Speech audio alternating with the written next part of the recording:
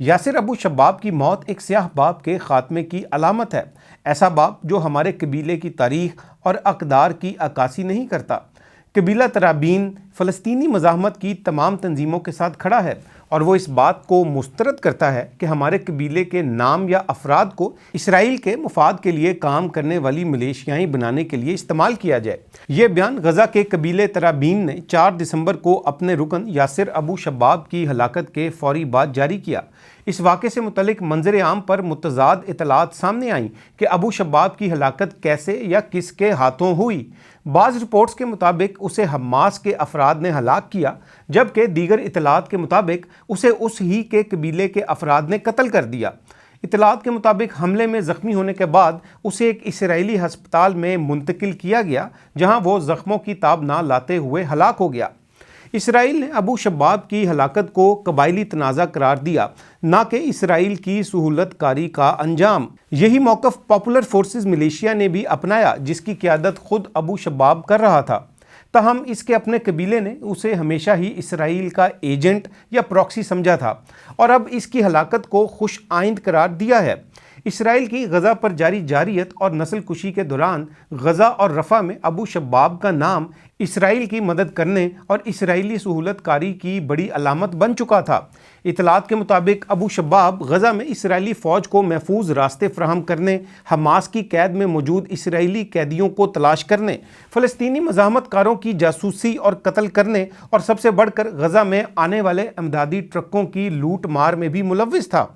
اس کی ہلاکت سے قبل یہ اطلاعات بھی سامنے آئی تھیں کہ اسرائیل اسے ممکنہ طور پر رفح کا گورنر مقرر کرنے پر غور کر رہا تھا۔ اس کی ہلاکت نے اسرائیل کی اس سازش کو بھی زبردست نقصان پہنچایا ہے، جس کے تحت وہ غزہ میں ایک ایسی فلسطینی انتظامیہ قائم کرنا چاہتا تھا جو اسرائیل کے احکامات کے تابع ہو اور فلسطینی عوام کو مسلسل کچلے۔ اسرائیل کئی دہائیوں سے فلسطینیوں کے اتحاد اور مزاحمت کو کمزور کرنے کے لیے اپنی پراکسیز، جاسوسوں اور ایجنٹوں کا استعمال کرتا آیا ہے۔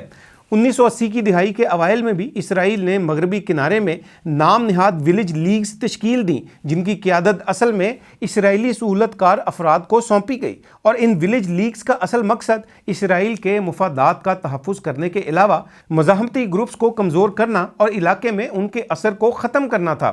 مگر فلسطینی عوام نے ان اسرائیلی سہولت کار اداروں اور ان کے منصوبوں کو مکمل مسترد کر دیا اور یہ منصوبہ چند ہی برسوں بعد ناکام ہو گیا۔ موجودہ صورتحال میں بھی اسرائیل غزہ میں ابو شباب کے ذریعے اس ہی ماڈل کو دہرانے کی کوشش کر رہا تھا۔ اسرائیل ابو شباب کو مالی اور عسکری مدد فراہم کر کے ایک ایسا جابرانہ نظام قائم کرنا چاہ رہا تھا جو کہ مکمل طور پر اسرائیل کا وفادار ہو، لیکن ماضی کی طرح اسرائیل کا یہ منصوبہ بھی ناکامی سے دوچار ہوا۔ ابو شباب کی ہلاکت سے واضح ہوا ہے کہ فلسطینی عوام کسی بھی اسرائیل نوازی یا غداری کو برداشت نہیں کریں گے، چاہے وہ قبائلی، مالی یا عسکری دباؤ یا آڑ کے تحت ہی کیوں نہ کی جا رہی ہو۔ یہی وجہ ہے کہ جب ابو شباب کی موت کی خبر پھیلی تو رفح اور غزہ کی سڑکوں پر جشن منایا گیا۔ یہاں اب ایک نہایت ہی اہم سوال پیدا ہوتا ہے کہ کیا اسرائیل دوبارہ کسی پراکسی، ایجنٹ، تنظیم یا شخص کو ابو شباب کی طرح کھڑا کرے گا یا نہیں، یا بھرتی کرے گا یا نہیں؟ اس کا جواب یہ ہے کہ اسرائیل ممکنہ طور پر ایسا دوبارہ کرنے کی بھی کوشش کرے گا، اور اس کام کے لیے اسرائیل فلسطین کے جرائم پیشہ عناصر، تکفیری انتہا پسند تنظیموں، سابقہ قیدیوں یا معاشرتی طور پر کمزور افراد کو بھی ممکنہ طور پر استعمال کر سکتا ہے۔